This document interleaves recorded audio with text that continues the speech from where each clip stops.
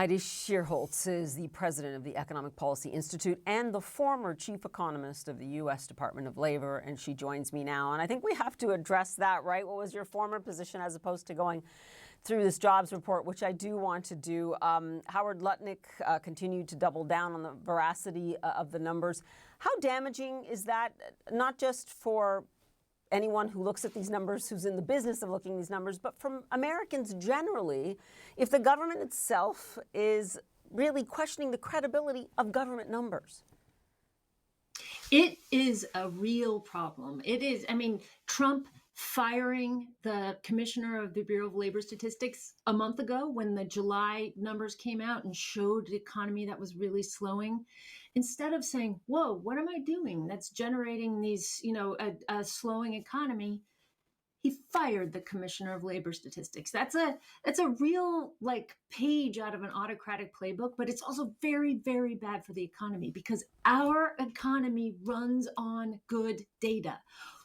Businesses look at the data to know whether they're going to hire or expand. The Federal Reserve depends on those data to know what they're going to do with interest rates, what they do with interest rates has effects on wages, prices, jobs throughout the economy. State and local governments use the data to plan their budgets, on and on and on. The economy really runs on solid data.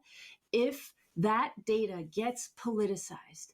Right now, it's not. Right now, the numbers are good. Right now, we still have the hundreds of BLS staff, professional career staff who are are devoted to solid data, still putting that out. But if Trump's nominee for Commissioner of Labor Statistics, E.J. Antoni, gets installed in the Bureau of Labor Statistics and is able to undermine the quality of the data, is able to politicize the data, that will mean that it will undermine our ability to make reasonable economic decision making. It's like driving a car blindfolded. It will be a real problem for our economy. Now, the Trump administration, for its part, says it wants to reform the way these numbers are collected. I'll leave that debate there for now, although I know this will continue to go on. I do want to go to the numbers themselves, right? Do you see something structural happening here? I mean, the labor market in the United States has been so resilient through so much. There is a lot going on, even when it comes to immigration. Do you see this as a blip? As it just uncertainty? Once things calm down with the tariffs, perhaps companies will begin to hire more? What are you seeing? It's a good question. I always, particularly when there's one strange month, you say, look, 1 month does not create a trend. Let's hold on, see what's going on. We added just 22,000 jobs in August. That is extremely weak.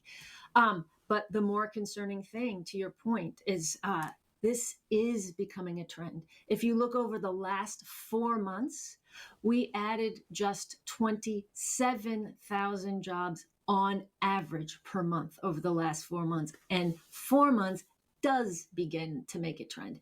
It really is looking like a substantial slowdown. You compare that 27,000 jobs per month over the last 4 months. Just for a benchmark, in 2024, the economy added 168,000 jobs per month on average. It is a serious slowdown at this point. And I just think the chaos with the tariffs, mass deportations, just general economic policy uncertainty, it's all of those policies of the Trump administration are really starting to weigh on the economy. We're really seeing it now. And that does bring us to the Fed, though. And I understand that the Fed chair always says that they're data dependent. And yet you do wonder when you look at this if they shouldn't have been cutting sooner. I mean, what do you think? And do you think they should consider cutting by half a percentage point? I think at this point once the data came out that are showing that we really are seeing this slowing economy, that they have signaled that they are going to be reducing rates. And I think that's absolutely the appropriate thing to do at this point. They are always trying to balance the fact that we aren't seeing inflation come down as much as we would like to. And we know that Trump's sort of broad, kind of chaotic tariff policies are going to be increasing inflation. So they're balancing that against the needing to reduce interest rates to spur the economy that is clearly weakening. But I think at this point the data are clear, and they have already signaled this, that interest rate cuts should be coming soon. Yeah, and we'll see if it's once, twice, or if, as a very small segment of the market says, it might be 50% by the end of the month. Heidi Shierholz, we'll leave it there. Grateful to you.